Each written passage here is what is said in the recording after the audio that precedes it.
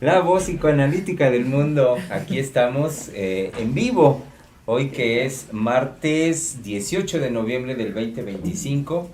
Y con mucho ánimo y mucho gusto en nuestras transmisiones eh, continuas. Pues que sí, hemos estado a lo largo de este año y bueno, varios años ya. Pequeñas interrupciones, pero varios años acá. En el trabajo de Freudiana Radio, la voz psicoanalítica del mundo, y dirigiéndonos al término del año con el trabajo que desde hace algunos meses la doctora nos señalaba era menester hacer justamente para el cierre de este año, que es el trabajo de la sexualidad. La sexualidad en el aquí y ahora es lo que hemos seguido desarrollando y reitero con el que vamos a ya pronto cerrar las transmisiones este año. Así es que, pues en mesa redonda aquí con la doctora Heiser nos reunimos nuevamente para retomar la conversación al respecto de este tema. Pues sí, cada vez, digamos que abordamos la sexualidad humana, nosotros lo sabemos, encontramos uno y otro y otro y otro punto complejo, ¿sí?, que tenemos que cuidar y dilucidar con muchísimo cuidado, porque la sexualidad humana es incomprensible en cuanto a los actos que se llevan a cabo, como pueden ser los crímenes sexuales, como puede ser la violación, como puede ser uso de los chiquitos, abusar de ellos, llevarlos a una experiencia inédita y después matarlos, ¿sí? Es decir, ya no son las aberraciones de las cuales se hizo una lista en la época de Freud. Ya la lista de hoy incluye que obtener dinero de eso, pero eso no es lo que señala nuestra conducta, social respecto a estos crímenes, sino que en el caso de la violación masiva que se llevó a cabo por la manada en España, se tomó como una desgracia, ¿sí? Y de esa manera vamos avanzando cada vez más a incluir en nuestra vida cotidiana todas estas aberraciones de la sexualidad humana. Esos sí tienen una categorización, sí se puede mencionar que están fuera de lo conveniente para crear una sociedad que tenga en orden los crímenes sexuales, como si se tratara de una cotidianidad, ¿sí? Como se tratara, digamos, de ir al súper. ¿A qué? Pues se me acabaron las zanahorias y voy al súper a comprar las zanahorias. Tomar el crimen sexual de esa manera, ¿no? Y bueno, platicando hoy en la mañana con nuestra colega Valeria, le voy a pedir a Vale que nos comunique eso que encontró también, porque estamos encuentre finuras que se han olvidado de lo que Freud trabajó, porque bueno, la novedad ahora son los lacanianos, ¿sí? Y nos topamos con que los lacanianos, que no han leído a Freud como parte de su formación, pues tienen una carencia garrafal, porque el creador del psicoanálisis no es Lacan, es Freud. Sí. Y el que ahondó precisamente en una profundización de la sexualidad humana no es Lacan, es Freud. Y tenemos ya mucha gente formada en el desarrollo de Lacan que carece absolutamente de la teoría freudiana, que convirtió este gran filósofo psicoanalista nada menos en una epistemología nativa, propia del ser humano, en este caso en una episteme normal, natural de Freud y de cualquier sujeto. Y eso nos recuerda que la filosofía así fue como nació. Sí. Entonces, así como Platón, así como Aristóteles, así como Freud. Sí. También él fue capaz de crear una episteme en relación a la sexualidad humana. Pues adelante. Sí, en un desarrollo extraordinario, doctora, porque yo me fui a los primeros trabajos de Freud, con los que él inaugura una situación particular, porque es el primer médico neurólogo, porque en ese momento su trabajo era como médico neurólogo, que propone que la sexualidad es un factor en la etiología de la neurastenia y las neurosis, y la neurosis, porque en ese momento solo era la neurosis, como una enfermedad que era abordada desde la neurología. Entonces, él es el primero que se atreve a decir que la sexualidad tiene que ver como causa en estas enfermedades que eran abordadas orgánicamente. Entonces, desde ese momento, Freud lo que hace es investigar como médico cuáles son las causas de una enfermedad, que principalmente se buscaban las causas en el organismo, pero Freud introduce algo inédito porque ningún médico había hablado al respecto de que la sexualidad tenía que ver con esa enfermedad en particular.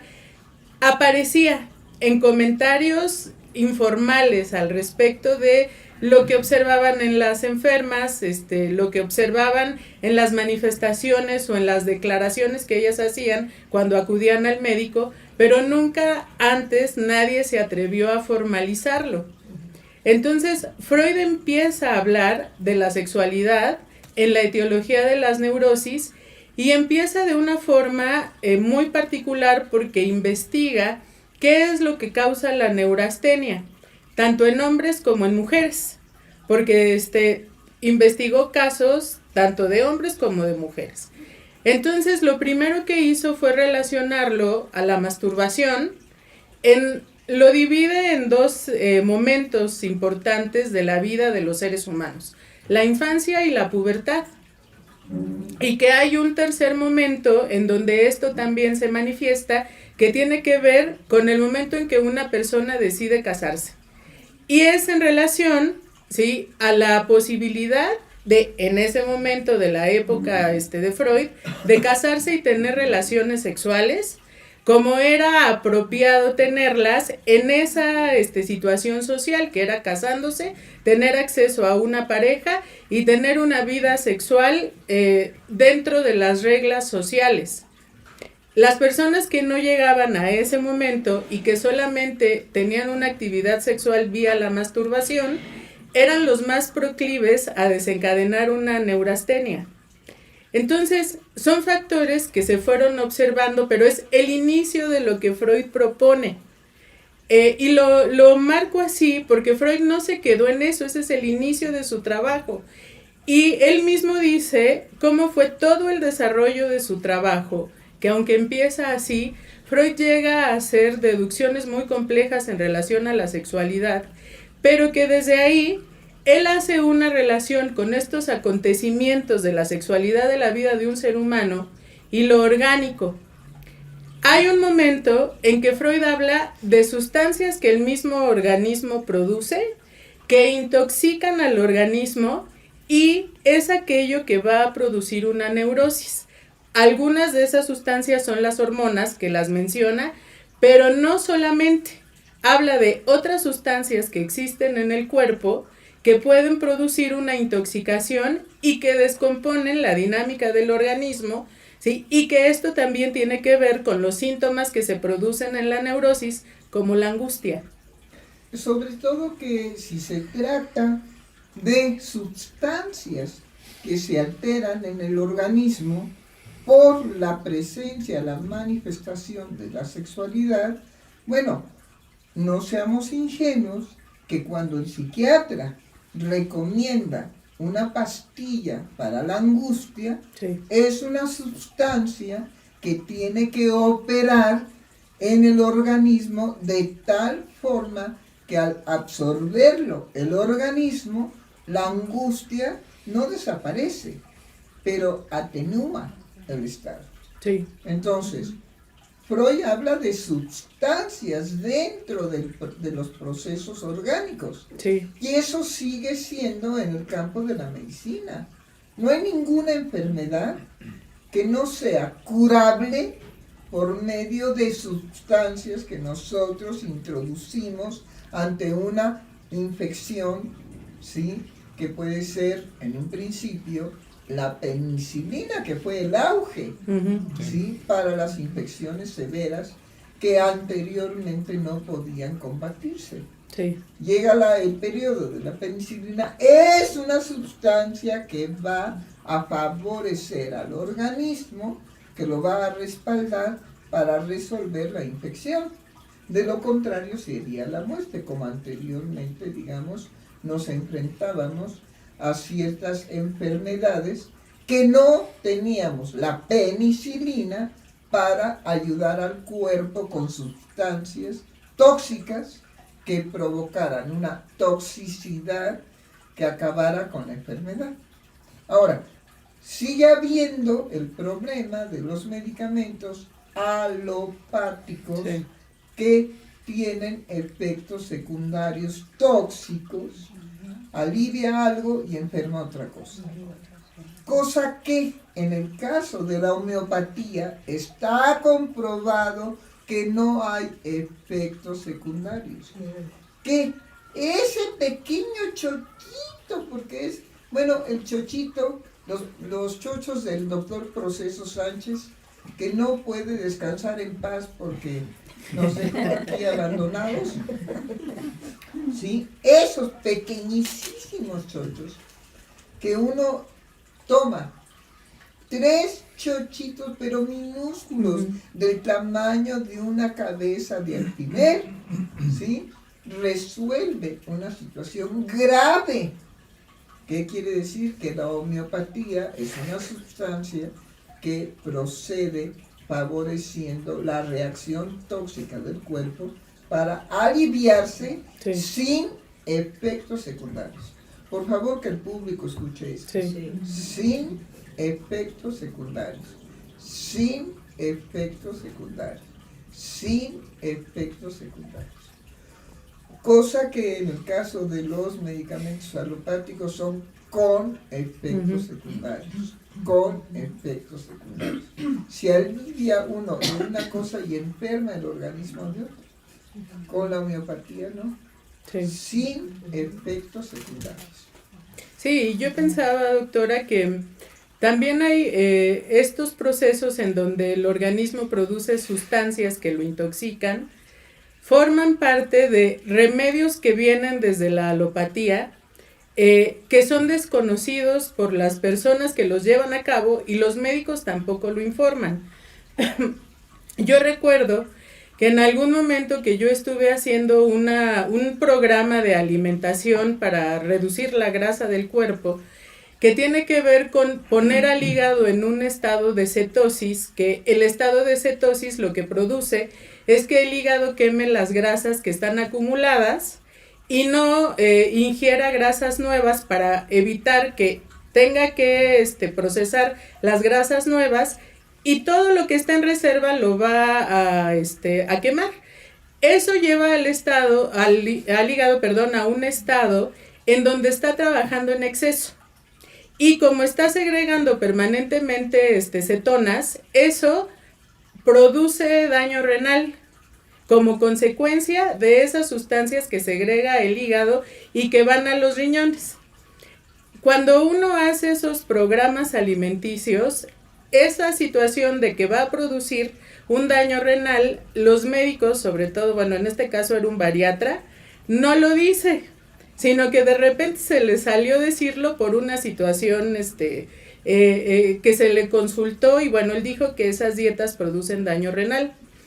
Algo que yo estaba investigando, porque actualmente hay un medicamento maravilloso que empezaron a usar los actores en Hollywood, que mágicamente bajan de peso 20 kilos, 30 kilos, etcétera.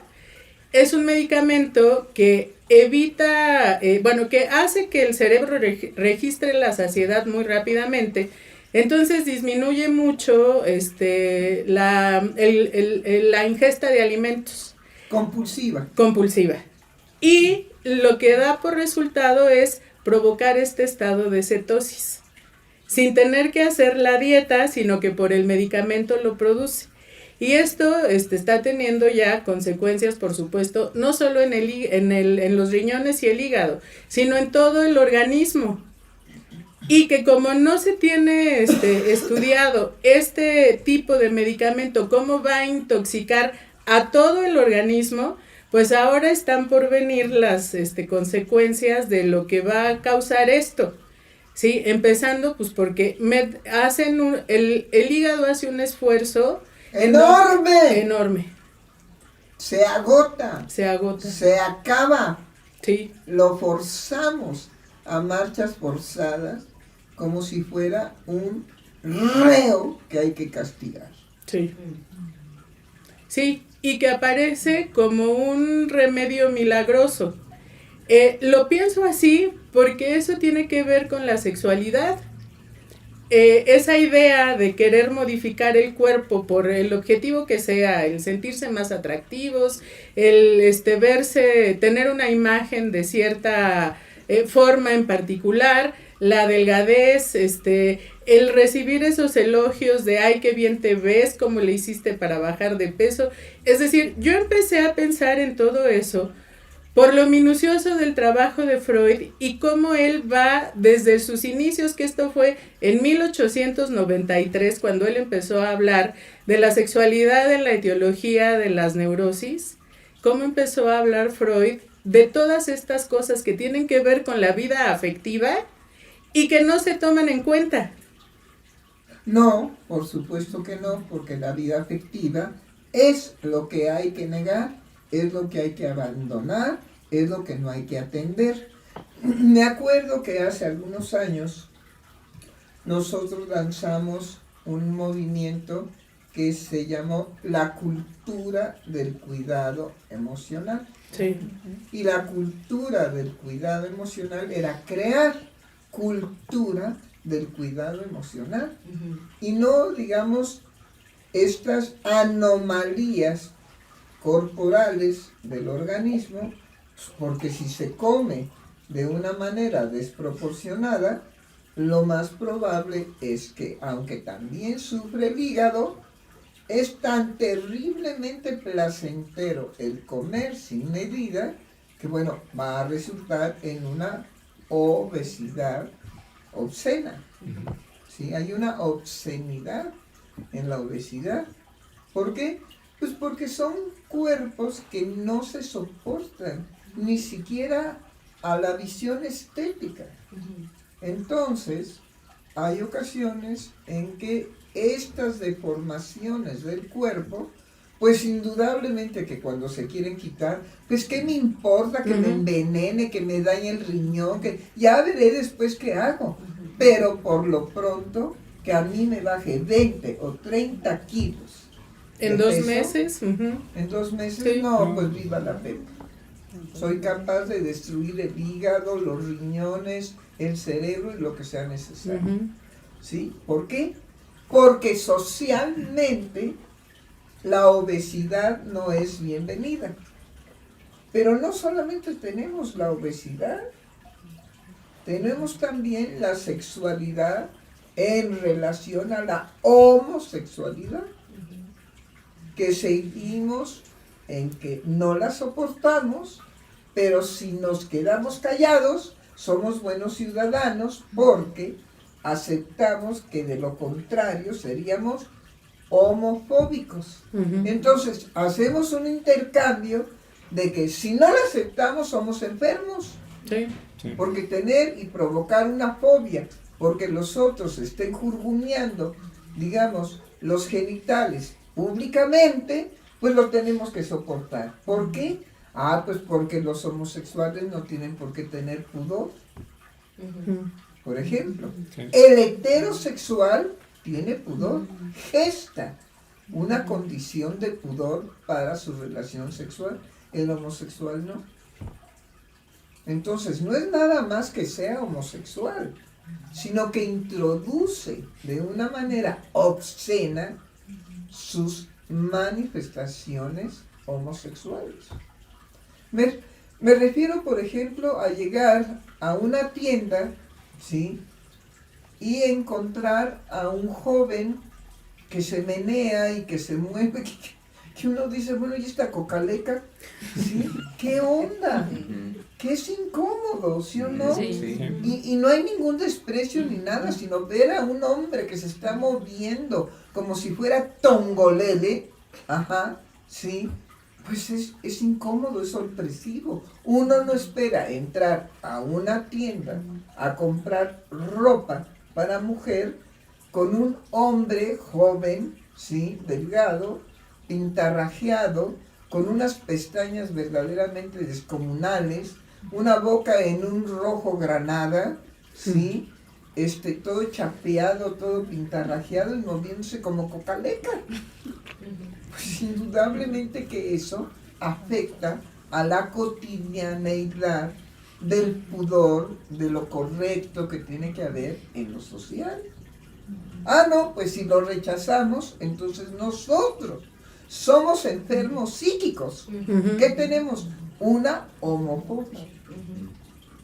Bueno, vaya remedios que encuentran los seres humanos, ¿sí?, para resolver algo que definitivamente tiene un fondo tan incómodo, tan sorpresivo, tan inesperado como eso. Como eso. Que van y uno va a comprar ropa y sale esa visión. Ajá. Y uno tiene que tragar 3, 4, 5 veces saliva o salirse de la tienda. Salirse de la tienda porque eso es insoportable. Pero el problema no es ese, que si nos salimos de la tienda, nosotros somos los enfermos. Inmediatamente somos enfermos psíquicos.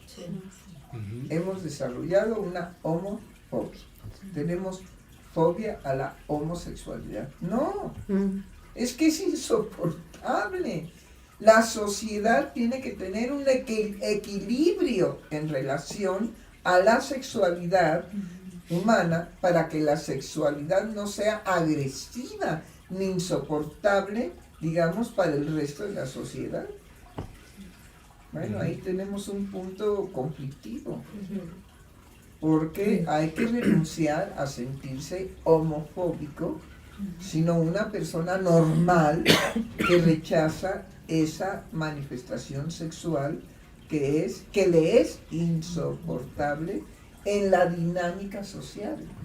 Toda sociedad tiene que tener un equilibrio en relación al comportamiento social. Quitemos al homosexual, pongamos al borracho, ¿sí? Es decir, entramos también a una tienda y encontramos que el esposo de una señora es, ¿qué? Pues ya no estés chingando, ya apúrate, ya compra los trapos que sean necesarios y vámonos. Y uno inmediatamente se siente en un malestar. Sí. Pero por lo menos ahí no nos dicen que somos enfermos. Nada más nos dicen que no soportamos esas manifestaciones sociales del borracho en una tienda comercial. Sí, no somos que por alcohol. favor la señora lleve a su borracho en otro momento. No somos alcohofóbicos. ¿Cómo? No somos alcohofóbicos o alcoholicofóbicos. Bueno, al menos no nos enferman con Sí. una fobia, Sí, ¿no? porque la fobia es una enfermedad psíquica. Sí. ¿Sí? Bueno, pero ¿qué otros ejemplos podemos tener ahí muy sencillos de la cuestión social? Ay, cuando las mamás le pegan a los niños en público. Híjole, sí. Eso es insoportable. Bueno, porque recuerda uno la crueldad materna, Sí. ¿sí? Y que nadie las detiene.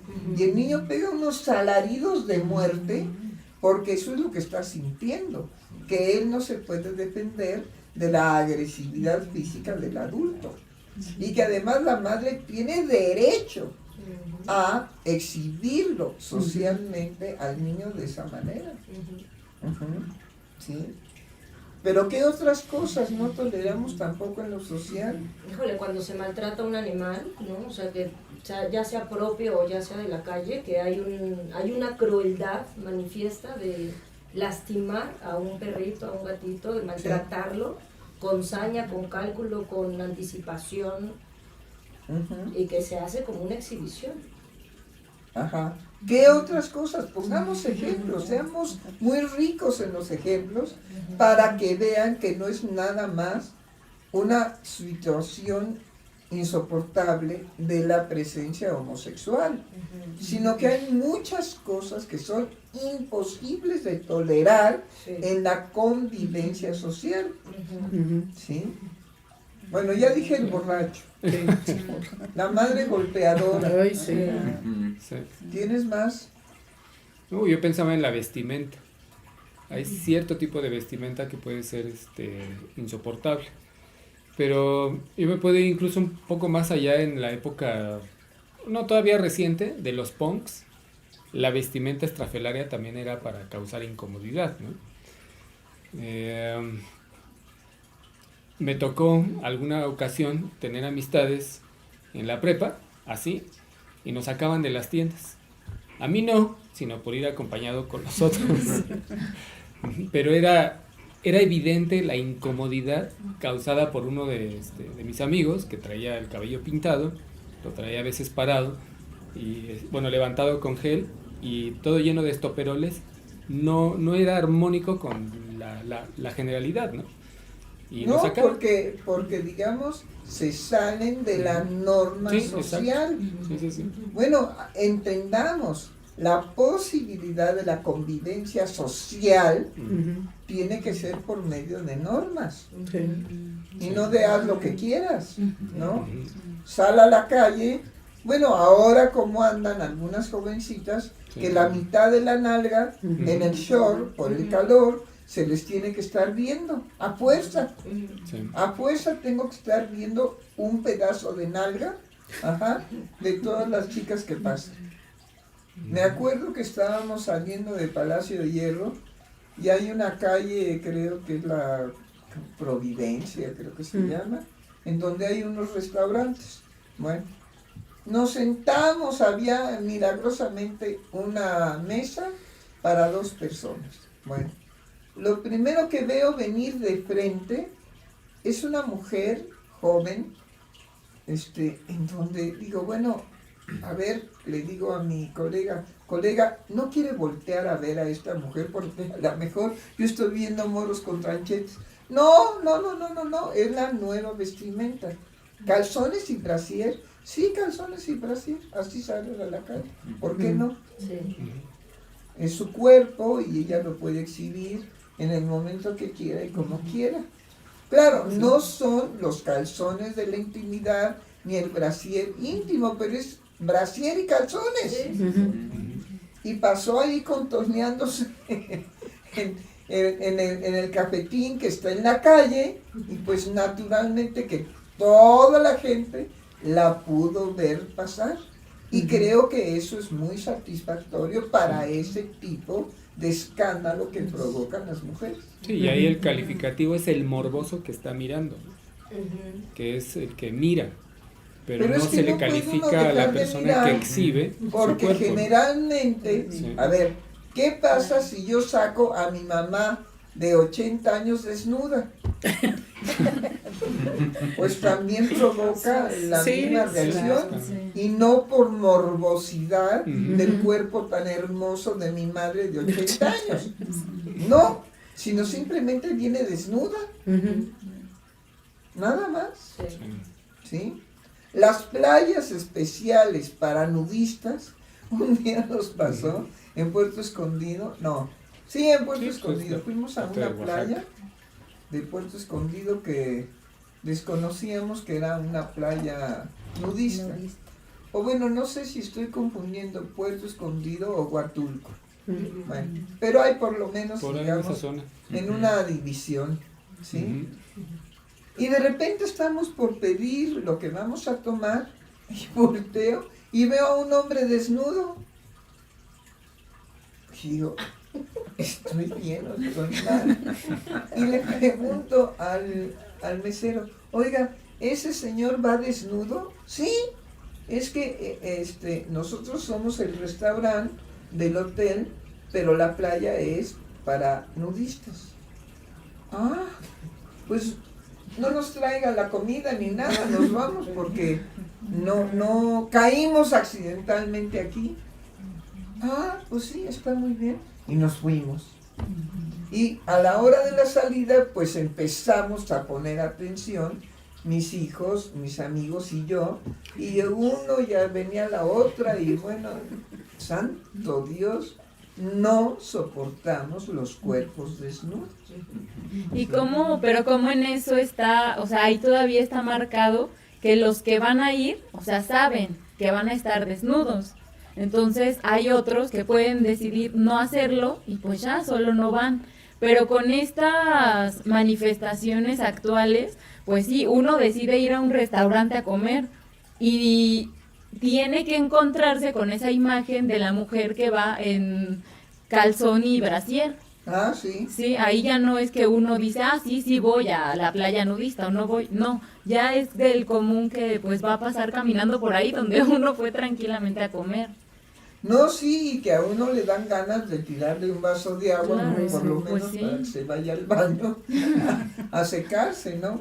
Nada más que eso sería pues una agresión social. Pero justo ahorita que lo dice, la agresión que no se señala por lo políticamente correcto es la agresión del que de manera anticipada tomó la decisión de vestirse así o hacer lo que esté haciendo con un fin provocador, porque finalmente si hay se juega ahí una intención de provocar al otro. Indudablemente. Y eso es lo que queda oculto, porque no es correcto señalar justamente esa intención, la provocación. Entonces pongamos muy claro en este programa que una cosa es la libertad de un ciudadano y otra cosa es que se extralimite esa libertad a costillas de aquellos que no estarán de acuerdo con esa su libertad.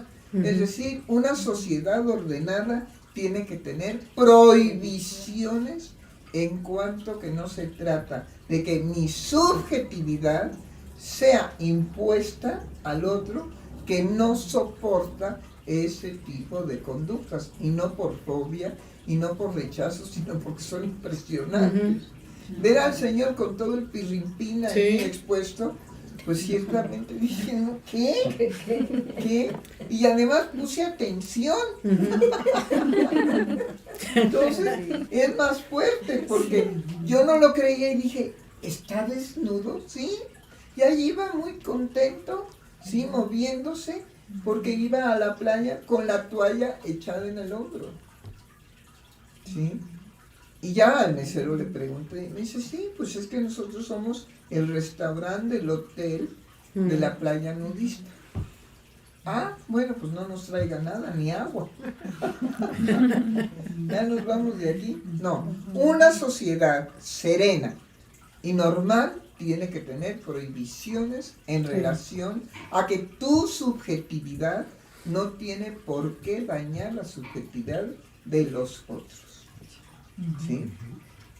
Bueno. Sí, y creo que cuando usted señala que es un daño a la subjetividad, no es una cuestión de intolerancia, porque justo ahorita que usted mencionaba esto de mirar los genitales de otro, es algo que Freud trata en Lo ominoso por el impacto de terror que produce, tanto en niños como en adultos, porque Freud habla de cuando los niños se impactan en relación a que pueden mirar los genitales de los padres, o un mismo adulto mirar los genitales de una mujer o de un hombre, produce un impacto de terror. Y no, eso no es voluntario, no es algo que uno pueda tolerar, sino que como tiene que ver con lo psíquico y con una intensidad erótica en particular, es imposible de contener. No, justamente es como cuando oímos un sonido estridente y lo interpretamos como bomba, incendio, es decir, estamos en peligro. Sí. Un sonido estridente en un momento, digamos, de estar en un restaurante, siempre va a provocar miedo, siempre va a provocar angustia y siempre va a provocar terror en algunas personas. Hay algunas personas que ante esos ruidos se van a levantar a correr. Sí. ¿Por qué? Porque lo que sienten es un peligro de muerte. Es inevitable. La reacción de protección defensiva de la vida hace que interpretemos inmediatamente eso como peligro de muerte.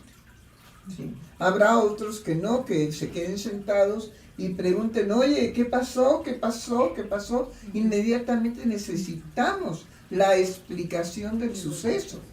Pero ¿qué pasa si truena fuertísimo algo en un restaurante? Pasan unos segundos y otro, y otro. Todos salimos a la calle corriendo, tratando de salvar la vida. Y nos vamos a atropellar y nos vamos a lastimar en la carrera loca. Sí. ¿Sí? Entonces, bueno, eso lo tenemos que tomar en consideración, que el beneficio de vivir en una sociedad ordenada, ¿sí?, es precisamente garantizar una conducta que no dañe Sí. a la sociedad con el escándalo, con provocar escándalo. Y ya no estamos hablando de los escándalos que se consideraban terribles en la época de Freud, sino los escándalos actuales. El señor que alquiló en Francia, que alquiló a su mujer durante más de 10 años o 10 años para que drogada, ¿sí?, la violaran y él cobrara por esas violaciones. Y que los involucrados en esas violaciones se querían hacer majes. De que pagaban por ir a violar a una mujer drogada en esas circunstancias. ¿De qué estamos hablando? Ni modo que eso sea, digamos, de aplauso para que no nos digan que somos fóbicos ante la violación. O que queremos hacer una cultura de la violación. ¿Sí? O que los involucrados, todos los que pagaron para violar a esta mujer, eran inocentes, ingenuos, y tomaban la violación como parte de la vida cotidiana. No, por favor. La sexualidad tiene aspectos insoportables dentro de la vida cotidiana de una sociedad. Sí. Sí. ¿Comentarios? Pensaba, doctora, que justo cuando señala los aspectos insoportables, es lo que no cabe en las definiciones que circulan socialmente de sexualidad, como la construcción cultural. Es decir, que la sexualidad y sobre todo la sexualidad enfocada al género se plantea que es una construcción cultural, sociocultural. Entonces, parecería desde ahí que entonces la decisión de una persona por adoptar determinado género se inscribe completamente dentro de esa construcción cultural. Y justamente no, lo que usted está señalando y permanentemente señala es que cuando hablamos de lo sexual es para señalar justo lo que no cabe y no se inscribe en definiciones de esa índole. Claro, pero ahora la maña es que no estamos hablando de sexualidad, sino de género. Ajá. Sí. Como si el género fuera amorfo de la sexualidad. Entonces, ¿para qué escoger un género, ¿sí?, si no tiene sexualidad del género? No tiene sentido. Si ahora, ¿qué soy?, tiene que ver con un género, pues ahí está metida la sexualidad. Sí. Si no, el género no se sostiene. No se sostiene en el cambio. Es decir, que es lo que ha provocado que yo escoja un género distinto al cuerpo que tengo. Pues la sexualidad. Sí, la sexualidad. La sexualidad. Pero ahora la sexualidad queda encubierta por el término género. Y entonces se cometen atrocidades de género. Bueno, creo que no me importa que la sexualidad sea oculta a partir de los derechos de género. pero en el género encontramos la perversión. Sí. Géneros perversos, pues sí los hay. Ujú. En la actualidad tenemos géneros perversos. ¿Sí? Sí. Ah, no, pero ya no decimos perversos, sino géneros distraídos. O diversos, que la Sí. palabra que hoy, la que se pone en boga es hablar de la diversidad. Ok, género en la diversidad sin sexualidad. No. Perdón, ¿en qué mundo? Sí, Ujú. claro. ¿Cómo que sin sexualidad? Si no fuera porque la sexualidad está en conflicto, ¿para qué cambiaría yo un género si nací con un determinante biológico que me ubica en un género que quiero destruir? Mi nacencia fue de un género fulano. Quiero destruir esa ley biológica. Perfecto. Me lo cambio. Si ahí no está la sexualidad implícita, pues definitivamente estamos deformando un evento al cual tenemos que ponerle la mayor atención, a la sexualidad humana. Ujú.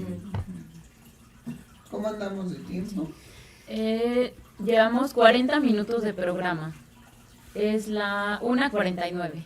1:49. Tenemos que todavía tiempo para llegar a las 2 de la tarde, que es cuando concluimos. Bueno, entonces vayamos cerrando. ¿Qué otra cosa trae Sí, usted? pues insistir, doctora, en que cuando Freud toma en cuenta la sexualidad en la etiología de las neurosis, tiene que ver con esto que usted está señalando, de los efectos que existen en los seres humanos por el ejercicio de su sexualidad, que va desde enfermedades en el organismo, sintomatologías orgánicas, pero sobre todo cómo se altera la vida afectiva y las consecuencias en la vida afectiva y psíquica del ejercicio de la sexualidad. Entonces, creo que todo el desarrollo de Freud desde 1893, porque insisto en marcar 1893, porque desde ese año Freud lo empezó a investigar, y no era solamente Freud, el otro que también estaba en esas investigaciones era Plis, en su campo, porque él era otorrino, pero también se dedicó a estudiar en parte la sexualidad por las teorías que él hizo de la bisexualidad en los seres humanos. Y otro que también estaba en esas investigaciones era el de estudios sobre la histeria. Breuer, perdón. Más incitado por Freud, pero de todas maneras trabajó con Freud en sus estudios sobre la sexualidad en la etiología de las neurosis. Y que eso, creo que introducirlo actualmente tiene relevancia porque se le ha quitado la importancia a la sexualidad, que era lo que usted estaba marcando, que no puede haber cuestiones de género sin que la sexualidad esté de por medio. Y creo que insistir en eso es importante, precisamente por todo esto que se pide como políticamente correcto, que hay que ser tolerante, que hay que tener una empatía y una serie de situaciones que cuando se trata de la sexualidad no tienen lugar. Bueno, hay una cuestión tan sencilla que cuando en algún momento pasa una perra en brama, los perros se estimulan por los olores. Uh-huh. Y suponiendo que se escapa un perro y la monta, eso mismo es desagradable. Sí. Se va a llamar la atención al amo de la perra y al amo del perro, de que eso no. Uh-huh. Bueno, carajo, Ujú. si con los animales somos tan estrictos, ¿por qué con los seres humanos no? Además, no se puede pensar en una sociedad armónica si no hay prohibiciones muy precisas de qué es lo que no se puede hacer en la sociedad. Bueno, cuando yo era joven, no sé, en los años 50, ¿sí?, había el peligro de que caminando por la calle había sujetos que tenían la maña de tocarle a uno las nalgas o los senos, y rapidísimo y se iban riendo, ¿sí? Hasta que las mujeres encontraron una forma de tirarles un ácido a la cara. Y claro, por supuesto que hubo gente que quedó ciega. Sí. Bueno, pero entonces, a la agresión del jijiji, jajaja, de tocar el cuerpo de las transeúntes, ¿sí? Se creó un ácido que caía en la cara de los sujetos y que los dejaba ciegos o deformes, pues ahí sí la sociedad puso fin a que estaba prohibido molestar a las mujeres de esa manera, porque se tenían que entonces atener a las consecuencias de quedar deformes por el ácido. Carajo, unos niveles de violencia excesivos. Sí. Y la gente que tiene que tener la norma y las prohibiciones tiene que estar muy atenta para mantener esa posibilidad de mantener una sociedad que pueda sostener la vida social de los seres humanos. ¿En qué? En prohibiciones que permiten entonces tener una conducta social adecuada. Esto último que dice, doctora, me remite a un evento reciente ocurrido con la presidenta de la República, justamente, que lo que pasa un día es que saliendo ella tenía que ir de Palacio Nacional a una reunión a las instalaciones de, creo que de la Secretaría de Educación, que están a 2 cuadras del Palacio Nacional. Entonces, en su logística la pregunta fue, bueno, pues ¿cuánto tiempo hacemos si sacamos el coche y nada más para 2 cuadras en el centro? Entonces ella con su equipo dijo, vámonos caminando. ¿Pero qué le pasa, señora? Bueno, sale exactamente, y en la caminata, aunque va con el grupo que la asiste, que igual que López Obrador han dicho, no es gente propiamente de seguridad, sino es una ayudantía, lo que ocurre es que un sujeto, pues un transeúnte que va pasando, y en el gusto de saludar a la presidenta y demás, este hombre la abrazó, pues un abrazo erótico, un abrazo más allá de lo normal socialmente establecido. Entonces ya intervino la gente de ayudantía y retiraron a este sujeto, pero fue detenido. Y la cuestión es que, por lo que usted decía ahorita, me recordó que al día siguiente la presidenta lo que dijo, bueno, pues sí se refirió al evento, claro, le preguntaron los periodistas, y ella lo que dijo es que, y por supuesto, de inmediato iba a levantar una denuncia. Una denuncia pública en contra de este sujeto, porque justamente ese acto de abrazar a una mujer sin su consentimiento, sin su permiso, es una violación. Exactamente. Exacto. Y bueno, me recordó porque sentó el antecedente y la presidenta dijo, no, un evento así pareciera sencillo, no se puede dejar pasar y se tiene que denunciar, porque está fuera de orden. Y sobre todo que es a mansalva. Sí. A mansalva. Este hombre tiene que ser severamente castigado para que se inscriba como ejemplo de que una figura como una presidenta no es una mujer de la calle.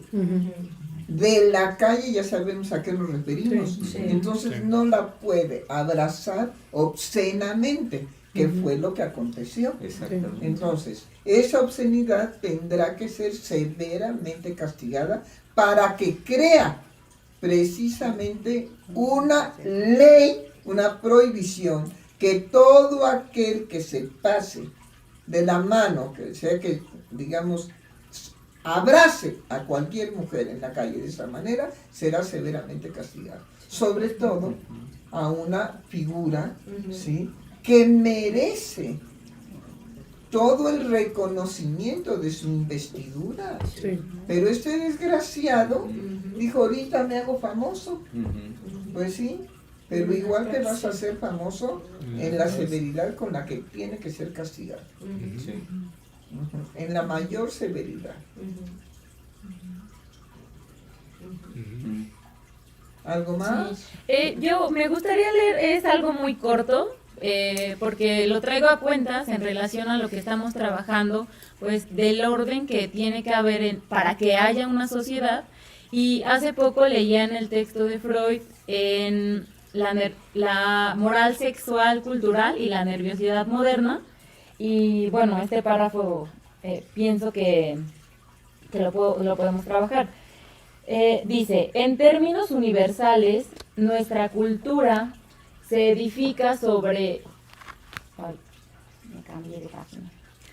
Nuestra cultura se edifica sobre la sofocación de pulsiones. Cada individuo ha cedido un fragmento de su patrimonio, de la plenitud de sus poderes, de las inclinaciones agresivas y vindicativas de su personalidad. De estos aportes ha nacido el patrimonio cultural común de bienes materiales e ideales. Eso es lo que me gustaría, pues sí. Esa es una sociedad normal. Sí. Vuélvalo a leer, por favor. Sí. Es decir, el sacrificio que cada ser humano tiene que hacer para que la sociedad se sostenga es no permitirse que sus impulsos sexuales libidinales lastimen o molesten a ningún miembro de la sociedad, mucho menos a los niños, mucho menos a las personas indefensas por su situación, digamos, social de desarrollo, ¿sí? Nadie se va a meter con un gorila, no, del demoniazo que el gorila le dé al otro, dice no, mejor no, pero sí va a abusar sexualmente de una niña de 3 años, ¿por qué no? Si está ahí a mi alcance. Vuélvalo a leer. Sí, en términos universales, nuestra cultura se edifica sobre la sofocación de pulsiones. Ahí deténgase. Sobre la sofocación de pulsiones, Freud se refiere a que no estamos bien en la dinámica social si no sofocamos, ¿sí?, aquello que no nos permite alcanzar una satisfacción sexual, como puede ser ir a abrazar a la señora presidenta de la República, ¿sí?, obscenamente. No está permitido. Simple y sencillamente la figura presidencial debe de haber detenido a ese hombre y sofocado esa satisfacción erótica que sí obtuvo, faltando al respeto que le debe a la señora presidenta de la República, que la trató como mujer de la calle, no mujer en la calle, sino mujer de la calle, que está al servicio para satisfacer sus manifestaciones pulsionales de satisfacción sexual. Sofocar las pulsiones, a eso se refiere Freud. Porque dicho así no se entiende. ¿Sí? No. Sofocar es ahogar la pulsión sexual que puede despertarnos la imagen de la señora presidenta caminando por la calle. Y que este hombre dijo, pues si está en la calle, yo la voy a tratar como mujer de la calle, no mujer en la calle con toda su investidura presidencial.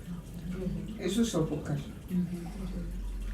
Dice, hasta ahí nada más, sofocar las manifestaciones pulsionales. No estamos en que la sociedad tenga que soportar nuestros deleites sexuales a la hora que se nos dé nuestra fregada gana, ¿no? Y que bueno, en muchos barrios bajísimos de población, pero no tiene que ver con la pobreza, porque igual se da en los barrios altísimos de dinero. Me recuerda esta isla a donde fue el príncipe y fue destituido porque fue a una isla de perversión, de pervertidos, y que también estuvo ahí Trump, y que ahora se está defendiendo de que no, pero sí estuvo Clinton, pero sí estuvo el príncipe, pero bueno, por Dios, ya hasta una isla para la prostitución de estos multimillonarios, ¿no? No estarán en la calle, pero pues tienen sus lugares predilectos. Pues no, todo eso tiene que ser clausurado, prohibido, ¿sí?, y sancionado. Esa es la sofocación para una buena sociedad. Entonces nada de que somos homofóbicos, no. Hay cosas que no se soportan de la homosexualidad en exhibición. ¿Sí? ¿Algo más? ¿No? No. Bueno, pues entonces cerremos.